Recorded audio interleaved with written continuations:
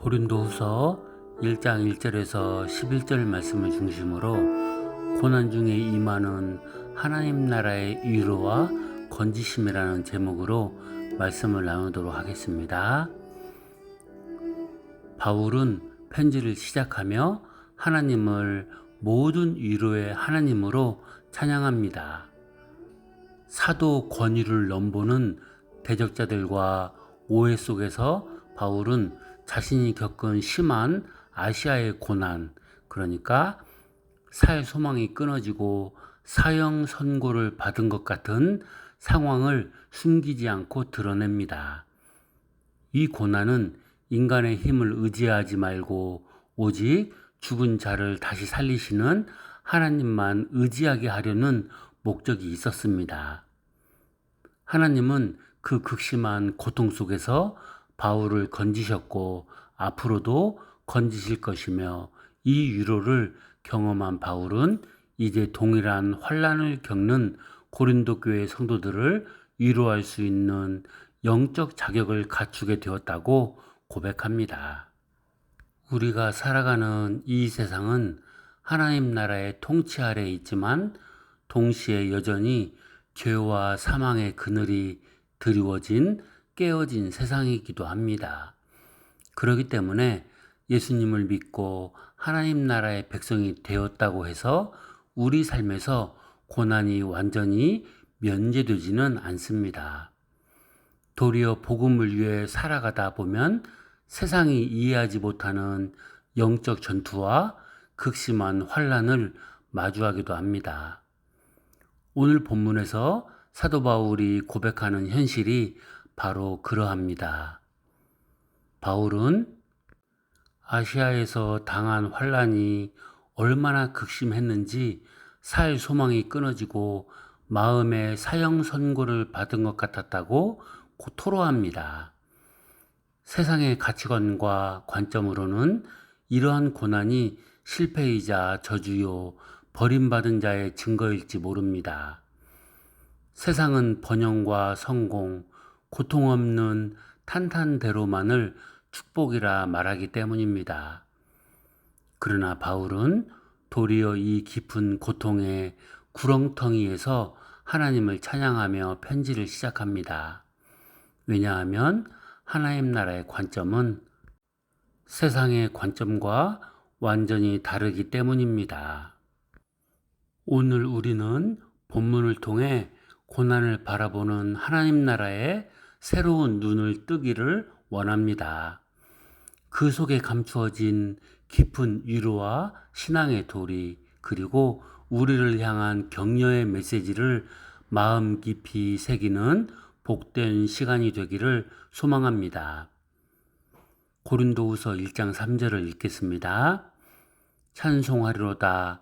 그는 우리 주 예수 그리스도의 하나님이시요 자비의 아버지시요 모든 위로의 하나님이시며. 바울은 극심한 고난을 언급하기에 앞서 하나님이 어떤 분이신지를 먼저 선포합니다. 그분은 자비의 아버지이시며 모든 위로의 하나님이십니다. 여기서 말하는 위로는 단순히 슬픈 감정을 달래주는 나약한 동정심이 아닙니다. 헬라어 원어인 파라클레이시스는 곁으로 불러 힘을 북돋우고 격려하며 요새처럼 붙들어 주어 다시 일어서게 만드는 강력한 신적 개입을 의미합니다. 하나님 나라 백성들이 깨달아야 할 첫 번째 교훈은 참된 위로는 오직 하나님 나라의 통치자이신 하나님 한 분에게서만 흘러나온다는 사실입니다. 세상은 물질이나 명예, 쾌락이나 인간적인 관계를 통해 고통을 잊어보려 하지만 그것은 일시적인 마취죄에 불과합니다. 영혼의 근원적인 상처를 치유하고 사형 선고와 같은 절망 속에서 우리를 일으켜 세우는 힘은 오직 천지의 주제이신 하나님 아버지가 부어주시는 하늘의 위로뿐입니다. 우리가 환난을 당할 때 낙심하지 않을 수 있는 이유는 환경이 좋아서가 아닙니다. 우리가 발을 딛고 서 있는 하나님 나라의 통치자께서 자비와 위로로 우리와 함께 계시기 때문입니다. 하나님은 자녀들의 눈물을 아시고 그 고통을 방관하지 않으시며 가장 적절한 때에 하늘의 평강으로 우리 마음을 채우십니다. 이 위로의 하나님을 온전히 신뢰하는 것이 하나님 나라 백성의 마땅한 도리입니다. 고린도후서 1장 9절 말씀을 읽도록 하겠습니다. 우리 마음에 사형 선고를 받은 줄 알았으니 이는 우리로 자기를 의지하지 말고 오직 죽은 자를 다시 살리시는 하나님만 의지하게 하심이라. 인간은 본성적으로 평안할 때 자기 자신을 의지하려는 경향이 있습니다. 자신의 지혜, 건강, 물질, 축적된 경험을 믿고 스스로 인생의 주인 노릇을 하려 합니다. 그러나 하나님 나라의 백성에게 자기 의존은 가장 치명적인 영적 질병입니다. 하나님 나라는 자기 힘으로 세워가는 나라가 아니라 오직 하나님의 주권과 은혜를 전적으로 신뢰할 때 임하는 나라이기 때문입니다. 바울이 당한 극심한 고난, 즉 살 소망마저 끊어진 상황은 하나님의 거룩한 유기나 심판이 아니었습니다. 그것은 바울의 손에 쥐어진 인간적인 마지막 밧줄마저 내려놓게 하려는 하나님의 영적 훈련이었습니다. 내 힘과 능력이 완전히 바닥나고 내 지혜로는 도저히 빠져나갈 구멍이 보이지 않는 사형 선고의 순간에야 비로소 인간은 온전히 고개를 들어 하나님을 바라봅니다. 하나님은 바울을 그냥 하나님이 아니라 죽은 자를 다시 살리시는 하나님으로 소개합니다. 부활의 능력입니다. 아무것도 없는 무에서 유를 창조하시고 생명이 끝난 무덤에서 생명을 일으키시는 그 전능하신 하나님만을 바라보게 하시기 위해 하나님은 때로 우리를 인간적 가능성이 제로가 되는 자리로 인도하십니다.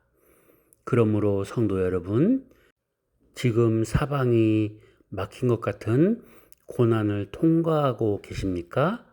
내 힘으로 아무것도 할 수 없어 무력감에 눈물 흘리고 계십니까? 그것은 망하는 자리가 아니라 내 안에 살아계신 부활의 주님만을 온전히 의지하는 믿음의 도리를 배우는 자리입니다. 나의 유한함을 인정하고 하나님의 무한함에 나를 던질 때 비로소 하나님 나라의 권능이 우리 삶에 역사하기 시작합니다. 고린도후서 1장 4절을 읽겠습니다. 우리의 모든 환난 중에서 우리를 위로하사 우리로 하여금 하나님께 받는 위로로서 모든 환난 중에 있는 자들을 능히 위로하게 하시는 이시로다.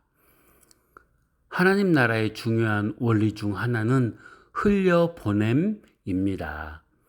하나님이 우리에게 복을 주시는 이유는 복의 통로가 되게 하시기 위함이며 우리에게 위로를 주시는 이유 역시 고난받는 다른 이들을 위로하는 통로로 삼으시기 위함입니다. 바울은 자신이 고린도 교회 성도들에게 사도적 권위를 인정받지 못하고 오해와 비난을 받는 상황 속에서도 당당히 말합니다. 자신이 겪은 그 끔찍한 환난과 그 속에서 경험한 하나님의 극적인 건지심이 결국 고린도 교회 성도들을 위로하고 굳건히 세우기 위한 영적 자격이 되었다는 고백입니다. 고난을 겪어보지 않은 사람의 위로는 때로 값싼 동정이나 공허한 조언으로 들리기 쉽습니다. 깊은 밤 어둠을 지나본 사람만이 밤을 지나는 이의 손을 따뜻하게 잡아줄 수 있습니다. 질병의 고통을 겪어본 자가 아픈 자의 마음을 눈물로 공감할 수 있고 사업의 실패나 관계의 깨어짐 속에서 통곡해 본 자가 낙심한 형제의 어깨를 진심으로 두드릴 수 있습니다. 하나님 나라에서 고난은 버려지는 시간이 아니라 영적인 치유자와 위로자로 빚어지는 거룩한 학기입니다. 우리가 고난 속에서 하나님의 위로를 경험할 때 우리는 비로소 세상이 줄 수 없는 신령한 위로의 자격을 갖춘 그리스도의 대사로 성장합니다. 지금 여러분이 겪는 아픔은 훗날 여러분과 동일한 아픔을 겪을 수많은 영혼을 살려낼 강력한 영적 무기가 될 것입니다. 이 소망을 품고 오늘의 눈물을 견뎌내시기를 바랍니다. 1장 5절을 읽겠습니다. 그리스도의 고난이 우리에게 넘친 것 같이 우리가 받는 위로도 그리스도로 말미암아 넘치는도다. 바울은 고난과 위로 사이에 존재하는 신비로운 영적 법칙을 설명합니다.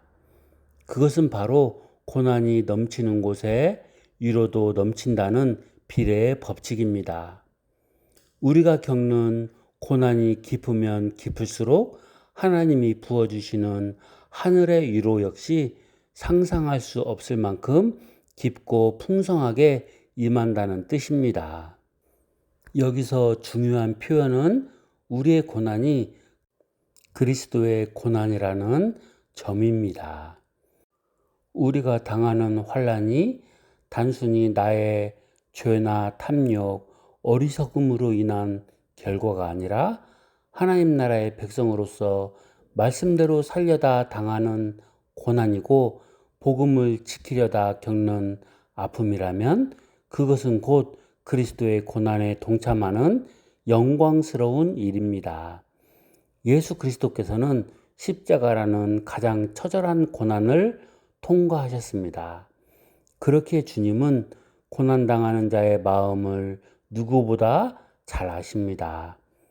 우리가 주를 위해 혹은 주님의 뜻대로 살아가기 위해 눈물 흘릴 때 주님은 당신의 십자가 고난의 흔적을 채우는 우리를 대견하게 바라보시며 영광스러운 하늘의 위로를 넘치도록 부어주십니다.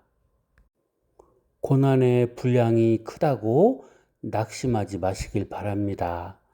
그 분량만큼 하나님이 준비하신 위로와 영광의 크기도 큽니다. 이것이 하나님 나라가 가진 신비롭고 역설적인 계산법입니다. 1장 11절을 읽겠습니다. 너희도 우리를 위하여 간구함으로 도우라. 이는 우리가 많은 사람의 기도 끝에 얻은 은사로 말미암아 많은 사람이 우리를 위하여 감사하게 하려 함이라. 사도 바울은 위대한 사도였고 기도의 사람이었지만 결코 혼자서 사역하지 않았습니다. 그는 고린도 교회 성도들을 향해 너희도 우리를 위하여 간구함으로 도우라고 요청합니다. 하나님 나라는 영웅적인 한 사람에 의해 움직이는 나라가 아닙니다.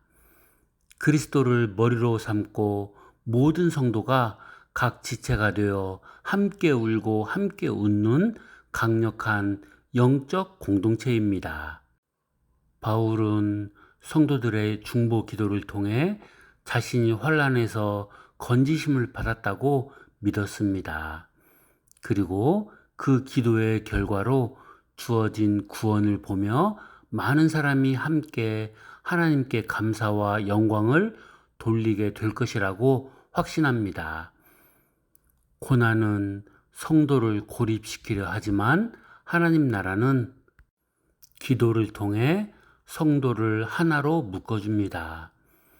교회 공동체의 진정한 가치는 누군가 고난 당할 때 발휘됩니다. 홀로 기도할 수 없을 만큼 지치고 낙심한 형제 자매를 위해 공동체가 일제히 무릎을 꿇고 중보 기도에 손을 모을 때 사탄의 진이 무너지고 하나님의 건지시는 손길이 임합니다. 그리고 마침내 그 고난이 통과되었을 때 온 교회가 내 일처럼 기뻐하며 하나님을 찬양하게 됩니다. 이것이 세상의 모임에서는 볼 수 없는 하나님 나라 공동체의 아름다움입니다. 우리는 서로의 기도가 필요합니다. 서로를 위한 기도의 끈을 놓지 않는 것이 신앙의 도리이자 형제 사랑의 실천입니다. 고린도후서 1장 10절 말씀을 읽겠습니다. 그가 이같이 큰 사망에서 우리를 건지셨고 또 건지실 것이며 이후에도 건지시기를 그에게 바라노라. 사랑하는 성도 여러분, 바울은 오늘 말씀을 마무리하면서 위대한 신앙의 확신을 선포합니다. 하나님은 과거에 우리를 그 끔찍한 사망의 골짜기에서 건지셨던 분입니다. 그리고 지금 당하는 환난 속에서도 우리를 건지시는 분입니다. 나아가 앞으로 다가올 그 어떤 미래의 두려움 속에서도 우리를 건지실 분입니다. 우리의 하나님은 과거의 추억 속에만 갇혀 계신 분이 아니요 미래의 막연한 소망 속에만 계신 분도 아닙니다. 어제나 오늘이나 영원토록 동일하게 역사하셔서 당신의 백성들을 모든 환난 가운데서 끝내 건져내시고야만은 신실하신 하나님 나라의 왕이십니다. 그러므로 오늘 이 시간 낙심과 절망의 자리에 앉아 계신 성도들이 계시다면 이 세 가지 격려의 메시지를 마음에 품고 다시 일어나시기를 바랍니다. 첫째, 여러분의 고난은 결코 헛되지 않습니다. 그 고난은 내 힘을 빼고 오직 부활의 하나님만 의지하게 만드는 가장 안전한 영적 통로입니다. 둘째, 여러분은 위대한 하나님 나라의 치유자로 빚어지고 있습니다. 지금 겪는 아픔을 통해 여러분은 장차 수많은 낙심한 자들을 살려낼 소중한 영적 자격을 얻고 있는 중입니다. 셋째, 여러분은 혼자가 아닙니다.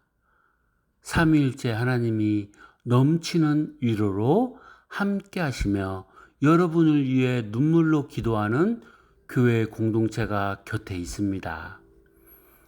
우리를 큰 사망에서 건지셨고 지금도 건지시며 앞으로도 영원히 건져주실 그 신실하신 모든 위로의 하나님을 바라보시길 바랍니다.